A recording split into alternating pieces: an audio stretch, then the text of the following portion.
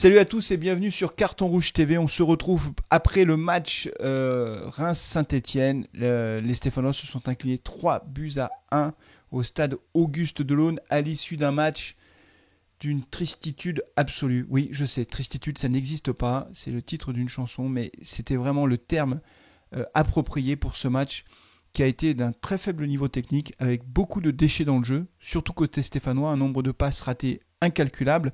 Bref, on s'est ennuyé à Auguste Delaune. Je vous propose de refaire tout de suite le débrief de ce match terriblement faible.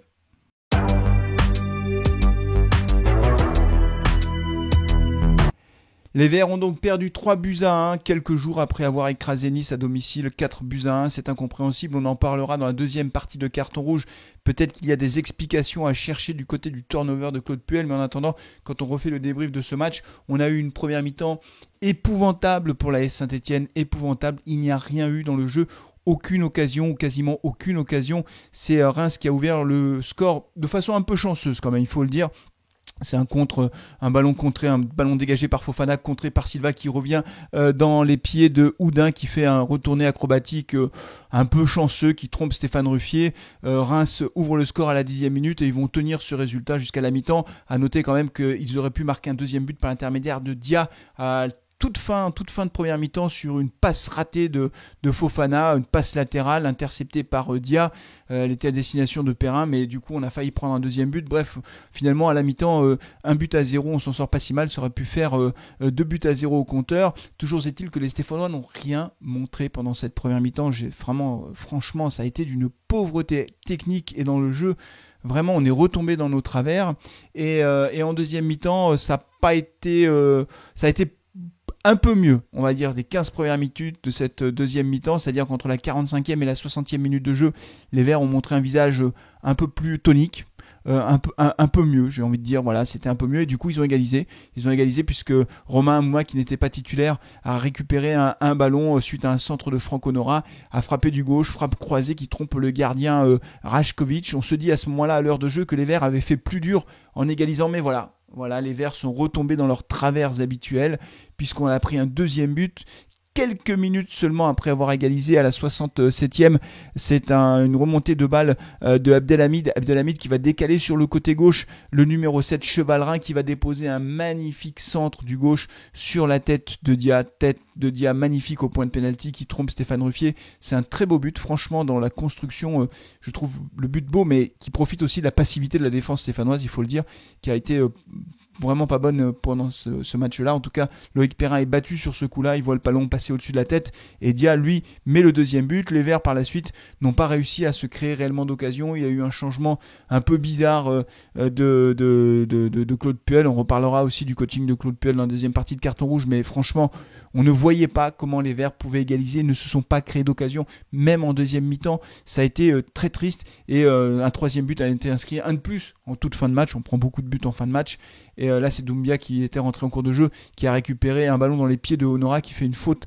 sur ce coup-là et il marque le troisième but. Les Verts s'inclinent logiquement à Reims 3-1, même si on peut dire quand même que Reims s'en sort bien, parce que deux des trois buts ont été quasiment donnés par les Verts, le premier et le troisième, mais il n'en reste pas moins que Reims a gagné ce match 3-1, fait une belle remontée au classement, et nous, c'est un coup d'arrêt, on n'est pas capable d'enchaîner 2 victoires consécutives.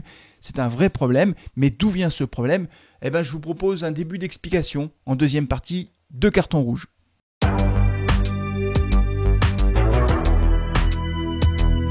Alors, pourquoi les Verts ne sont-ils pas capables d'enchaîner 2 victoires consécutives ? On avait très bien réussi face à Nice, à la fois sur le plan arithmétique avec 4 buts marqués, mais aussi dans le jeu. Les Verts ont montré un visage plutôt séduisant avec un 4-4-2 enfin qui semblait donner satisfaction, mais le match d'après, on n'arrive pas à enchaîner. Alors moi, j'ai un début d'explication. D'abord, on en parlera juste après sur les notes du match, mais il y a des joueurs qui sont complètement passés à côté, mais vraiment complètement passés à côté de leur match. Bon, très bien. Mais je crois aussi que là, on touche aux limites du turnover imposé par Claude Puel. Il change complètement son équipe en permanence. Et moi, je pense que cet exercice-là à ses limites. Le côté positif, c'est que ça maintient tous les joueurs sous pression, mais franchement, je ne comprends pas pourquoi il n'a pas reconduit l'équipe qui a si bien joué face à Nice. Il change l'attaquant, il fait rentrer Diony à la place de Berić, il se fait sortir Trauco, on parlera de Gabriel Silva qui a fait un match catastrophique. Enfin bref, c'est bien beau de vouloir faire tourner l'effectif. Ok, on peut le faire dans des matchs sans enjeu. Par exemple, en Allemagne, cette semaine, en Coupe d'Europe, on peut faire jouer les jeunes pour qu'ils prennent de l'expérience. On n'a plus rien à jouer en Coupe d'Europe, on est éliminé. Mais je veux dire, à un moment donné, il faut quand même un peu de stabilité dans l'équipe. On ne peut pas prendre des automatismes si on change en permanence à la fois de tactique, à la fois de combinaison et aussi de joueurs, de 11 de départ. Ça n'est pas possible. À un moment donné, il faut un minimum de stabilité. Alors après, le coaching de Claude Puel, honnêtement, il a fait rentrer Amouma et Aoulou, il a fait sortir Boudbouz. Ça c'est très bien pour Amouma, mais il fait sortir Diony pour faire rentrer Aoulou. Donc à un moment donné, entre la 55e, je crois qu'ils sont entre la 55e et la 80e, avant que Berić ne rentre, c'était Bouanga qui jouait en 9, mais ça ne veut rien dire. Et quand Berić est rentré, du coup, à la place de M'Vila, donc Berić a joué en pointe et Bouanga a encore changé de zone. Enfin, c'est pas possible de faire du coaching comme ça, Claude Puel. On en a déjà parlé 1000 fois sur Carton Rouge. C'est un coaching incompréhensible. Les joueurs n'y comprennent plus rien. Un coup, Bouanga joue à gauche, un coup, il joue à droite, un coup, il joue en pointe. Mais enfin, ça veut dire quoi? Et puis après avoir joué en pointe, il reprend un autre poste.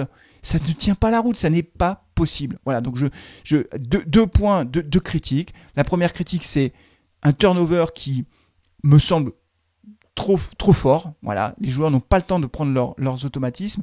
Et deuxième critique, un coaching que je ne comprends pas en cours de match. Voilà, alors, peut-être qu'il est très intelligent comme coaching. Dites-moi ce que vous en pensez. Qu'est-ce que vous pensez de ce turnover permanent? Qu'est-ce que vous pensez du coaching de Claude Puel? Encore une fois, à Reims, il a été incompréhensible. Alors, il n'a pas été aidé non plus par des joueurs qui ont été très mauvais. On en parle tout de suite avec les notes du match et je vous préviens, ça va tacler.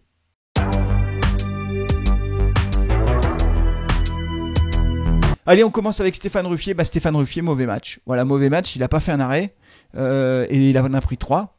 Et honnêtement, il n'est pas irréprochable sur tous les buts. Donc moi, Stéphane Ruffier, pour une fois, je lui mets 4. Voilà, c'est un peu inquiétant. C'est un peu inquiétant parce que Steph Ruffier, ça fait plusieurs matchs où voilà, c'est un peu plus difficile, où on se dit mince, là, sur ce coup-là, il n'a pas été irréprochable. Et donc là, voilà, pas bon match de Stéphane Ruffier. On continue avec la défense centrale. Fofana décevant, Fofana aussi, là sur ce coup-là, il a fait 2-3 erreurs qui auraient pu coûter cher, 4 pour Fofana, même si ça remet pas en cause de son talent et son avenir, parce que je pense que ce sera un très grand défenseur et que Saint-Etienne a une bonne pioche avec lui. Il est passé à côté de son match. Voilà, ça arrive, mais là, mauvais match. Loïc Perrin, je pense qu'il a fait un moins mauvais match que Fofana, donc je vais mettre 5 sur 10 à Loïc Perrin. C'est pas une bonne note non plus, 5 sur 10, mais je pense que c'est moins catastrophique que Fofana. Enfin, catastrophique, c'est moins mauvais que Fofana. Donc 5 sur 10 pour Loïc Perrin.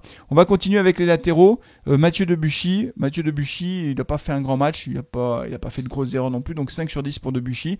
Voilà, il n'a pas apporté ce qu'on attend de lui sur le côté, donc 5 sur 10 pour Debuchy. Et puis alors on passe de l'autre côté, Gabriel Silva, très mauvais match de Silva, je lui mets 4 sur 10 à Silva, et encore c'est bien payé. Moi je préfère Trauco, voilà, je vous le dis, je trouve que Trauco apporte plus dans le jeu et Gabriel Silva n'a pas fait un bon match. Est-ce que vous êtes d'accord avec moi? Je ne sais pas, mais en tout cas Silva 4 sur 10.